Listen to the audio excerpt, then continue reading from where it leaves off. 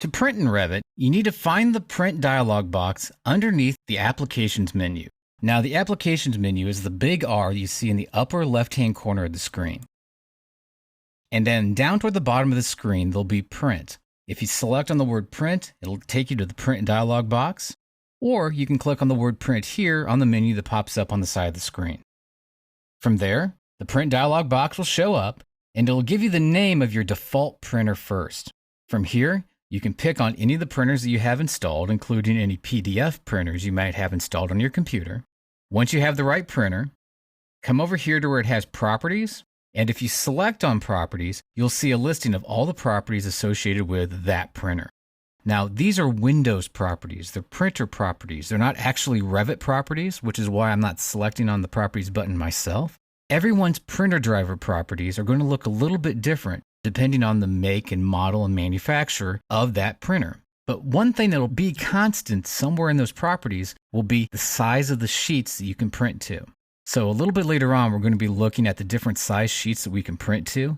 The Windows printer properties, where this button is at, somewhere in there, depending on what your printer is, it'll say that it can print to this size sheet, maybe 11 by 17 or an 18 by 24 or a 30 by 42. And it'll take its information from that list. Now, if you want to print to a file, such as a PDF file, you can do that by putting a little check mark right here where it says Print to File. And when you do, if you have the right settings going on up to that point, you'll have a couple of different options available here underneath File. The first one is going to be combine multiple selected views and sheets into a single file. What this means is that you can print yourself a multi-sheet or a multi-page PDF file. Also, you can create separate files. What this means is that if you have multiple sheets selected, it will print multiple PDFs, each with its own file with its own unique name. And this is where you can specify what that name should be, and you can browse to the appropriate location for that. Now in this case, I do want to print to a printer, so I'm just going to clear out the checkbox there for Print to File. The next option is called Print Range, and currently it says Current Window. Now, current window means it'll print everything inside of the current window. Stay right here in this dialog box. Don't click on close like what I'm about to do. I want to show you what the difference is, though, between current and visible. If I minimize this, or actually restore down this view,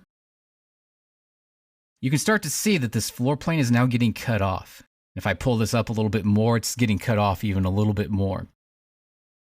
Well, what is happening here inside of the Print dialog box is that if we choose Current Window, it'll print everything, including the part that's getting cut off in this view.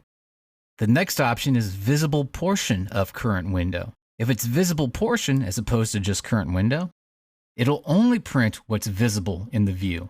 So it won't print the entire window. It'll just print this spot that we can see right now.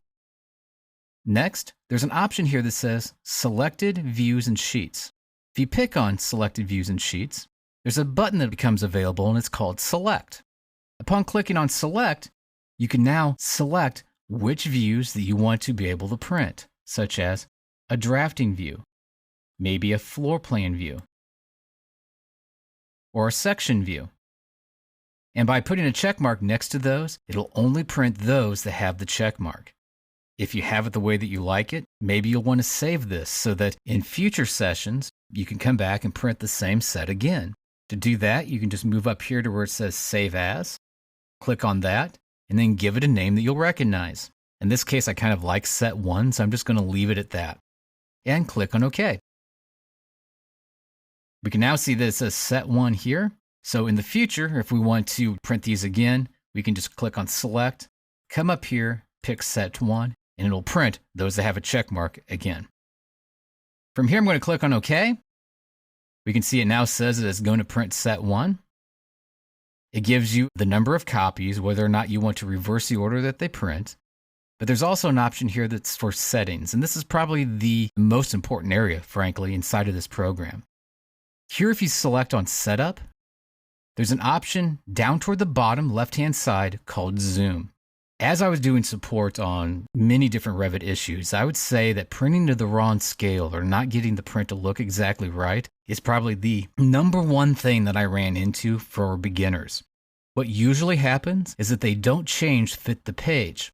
If it's at fit the page, it will not print to scale. You might get lucky and print the scale, but most likely it'll be a few % off. If you wanted to print the scale, choose Zoom and make 100% as being the size that you want to use. Paper placement, either center or offset from corner, kind of depends on your printing. My own rule of thumb is I usually do offset from corner and then tell it how far off the edge of the piece of paper that I want to print.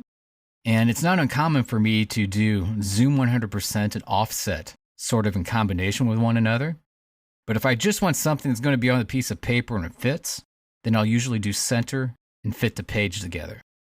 A couple of minutes ago, I mentioned the paper size and how underneath properties, that's where you're going to find those paper sizes based on settings of your plotter drivers. Here you have size, and these are those different sizes that have been made available from that driver. And you can pick whatever size you want to print to off of the list. There's a vector versus raster processing. Try vector first, usually that'll work.